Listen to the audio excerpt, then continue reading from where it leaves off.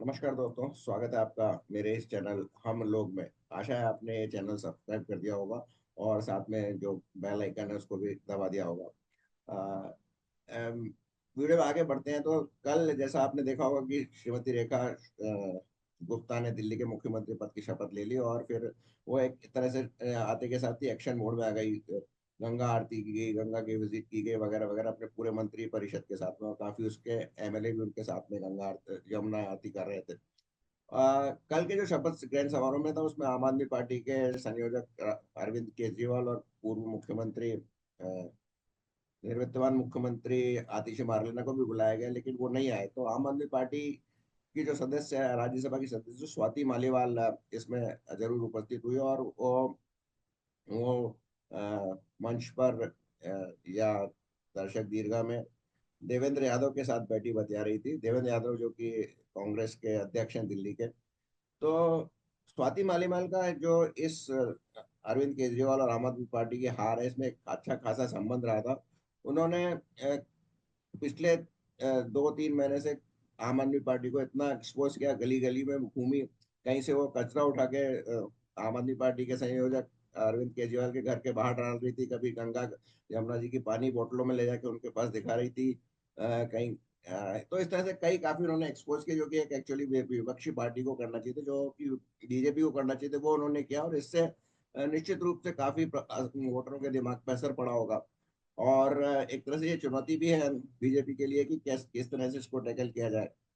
स्वाति मालीवाल जैसा आपको मालूम होगा कि उनके साथ अरविंद केजरीवाल के शीश महल में उनके साथ मारपीट हुई थी, जब वो काफी अपने कुछ मुश्किलों में थी। तब जो विभव कुमार नाम का उनका जो फॉर्मर सेक्रेटरी था अरविंद केजरीवाल के, उसने उसके साथ लाते घुसे मार के भी पिटाई की, और वहां पर उनको कोई बचाने वाला भी नहीं आया। इसके खिलाफ उन्होंने शिकायत की थी और फिर पुलिस केस भी बना, विभव कुमार को गिरफ्तार भी किया गया।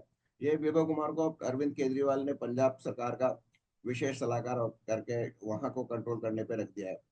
तो स्वाति मालीवाल के साथ पिटाई क्यों हुई, इसके बारे में जैसा आप जानते हैं कि वो राज्यसभा सदस्य है दिल्ली से। और दिल्ली में टोटल 3 सीटें हैं, उसमें से एक पे संजय सिंह और दूसरे एक में एनडी गुप्ता है।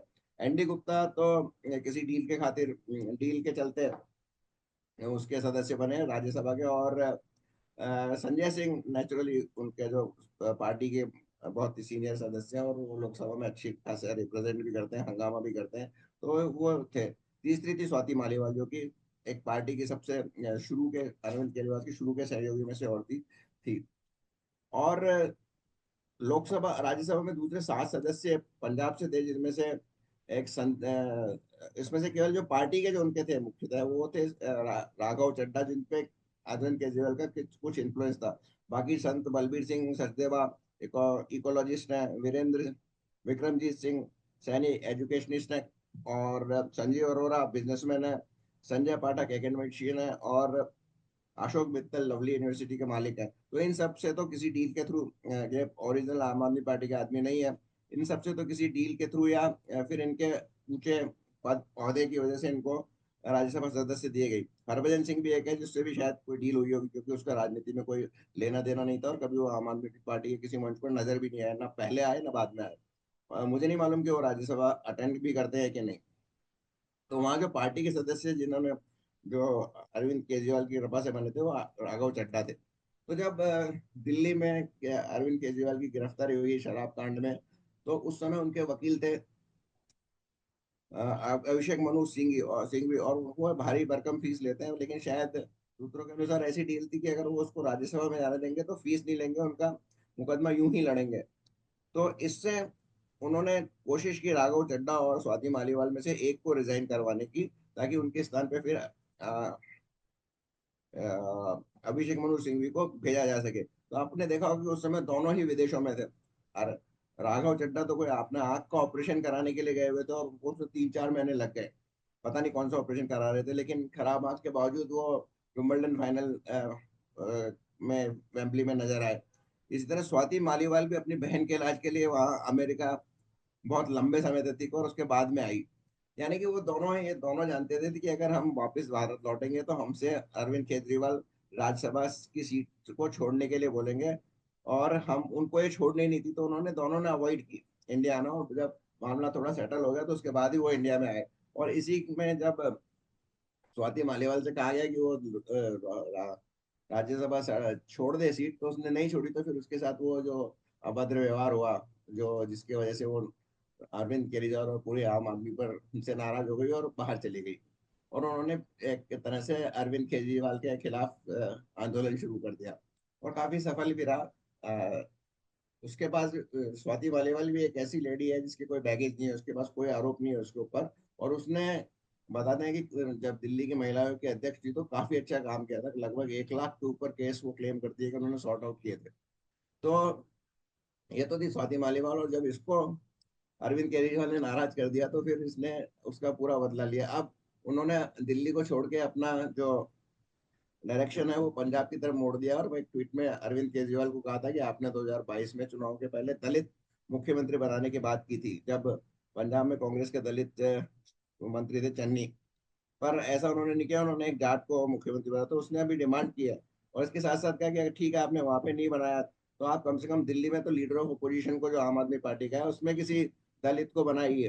तो इस तरह से वो एक दलित पॉलिटिक्स का प्रेशर बना रही है। और धीरे धीरे अपने जो आक्रमण उन्होंने दिल्ली में तो हरवा ही दिया अरविंद केजरीवाल को, और अब वो दिल्ली में रेखा गुप्ता के साथ भी मिल गई है, और काफी कुछ ऐसी सूचनाओं का आदान प्रदान होगा जिससे कि अ, बहुत कुछ एक्सपोजर होगा अरविंद केजरीवाल और आम आदमी पार्टी के कार्यक्रम कुकर्मों का। वैसे भी जो जैसे ही विधानसभा की बैठक होगी, सीएजी की रिपोर्ट प्रस्तुत की जाएगी, और फिर बहुत सारी इंक्वायरीज होंगी। तो केजरीवाल को अंततः भले सजा हो नहीं हो, वो सब बरी हो जाए, लेकिन उनका दिक्कत में काफी समय गुजरेगा। आपको याद होगा कि बोफोर्स कांड में विश्वनाथ प्रताप सिंह ने 1988-89 में एक मुहिम छोड़ा था बोफोर्स केस का, कि राजीव गांधी ने उसमें पैसे खाए हैं। हालांकि अंततः राजीव गांधी उसमें बरी हो गए, लेकिन जनता की अदालत में वो हार गए। तो ऐसा ही केजरीवाल के साथ हुआ, वो जनता की अदालत में हार गए हैं। बाकी भारतीय न्याय व्यवस्था आदि से आप अच्छे से परिचित है कि केजरीवाल को क्या होगा या नहीं होगा, ये तो कोर्ट वाले ही बता सकते हैं, भगवान बता सकते हैं। लेकिन अब मैं जो एक संभावना देख रहा हूँ, क्योंकि जिस तरह से स्वाति मालीवाल रेखा गुप्ता जी से मिली और उनके शपथ ग्रहण समारोह में आई, मुझे एक संभावना लग रही है कि शायद स्वाति मालीवाल राज्यसभा की अपनी सीट से इस्तीफा दे दें, और वापस से बीजेपी के टिकट पर दिल्ली से ही लौट के आ जाए। अब तक वो ऐसा नहीं कर सकती थी। और इससे अगर वो कभी, इससे बीजेपी को डेफिनेटली एक सीट का फायदा हो जाएगा राज्यसभा में। और कभी भी किसी, कभी मत विभाजन हुआ तो उसके लिए बहुत एक बहुत ही काफी इंपॉर्टेंट होता है। अगर अदरवाइज स्वाति मालीवाल वोट देती है तो शायद वो पार्टी विप का उल्लंघन करेगी, और उस पर एंटी डिफेक्शन लॉ लग सकता है। हालांकि एंटी डिफेक्शन लॉ में जो डिस्क्वालिफिकेशन का जो अधिकार होता है, वो संसद के मतलब राज्यसभा के अध्यक्ष को, यानी उपराष्ट्रपति को होता है। तो फिर वो भी एक तरह से बीजेपी का बाद में तो होगा नहीं, लेकिन ऐसी असमंजस की स्थिति में ना हो, इसलिए शायद, जो कि अब तक का स्टैंडर्ड फॉर्मूला रहा है, पहले अपने 2014 के पहले सेशन में उत्तर प्रदेश के कई समाजवादी पार्टी के राज्यसभा सदस्यों को रिजाइन करवा के उनको फिर घुमा के अपने बीजेपी के टिकट पर वापस ले आए थे। ऐसा अ, अभी हाल ही में वाईएसआर कांग्रेस के साथ भी हुआ। तो यही फार्मूला शायद स्वाति मालीवाल के केस में भी अपनाया जाएगा। उनसे रिजाइन करवा के आम आदमी पार्टी से भी रिजाइन करवा दिया जाएगा, और सीधा बीजेपी के टिकट पे उनको ले आया जाएगा। लेकिन ऐसा शायद बीजेपी थोड़ा डिले करके करे, क्योंकि वो उसको वापस लेती है तो फिर वही बात होगी कि ये आपने ये बीजेपी की आदमी थी, प्रचार कर रही थी चुनाव के पहले ये वो, और पंजाब में भी वो बीजेपी का काम कर रही थी, हमें पहले मालूम था, वगैरह वगैरह। इस तरह से कुछ उनको डिफेम करने की कोशिश की जाएगी। तो हो सकता है एक सही मौके पर बीजेपी उनको इस रूट के थ्रू वापस अपने पार्टी में ले और राज्यसभा में भेजे। यही देखना है कि वो समय कब आता है, क्योंकि दिल्ली में वो अपना काम, आम आदमी पार्टी वो पहले ऐसा नहीं कर सकती थी, क्योंकि तब तक अगर वो रिजाइन करती राज्यसभा से तो वापस राज्यसभा में नहीं जा सकती थी, क्योंकि आम आदमी पार्टी उसको फिर से नहीं भेजती।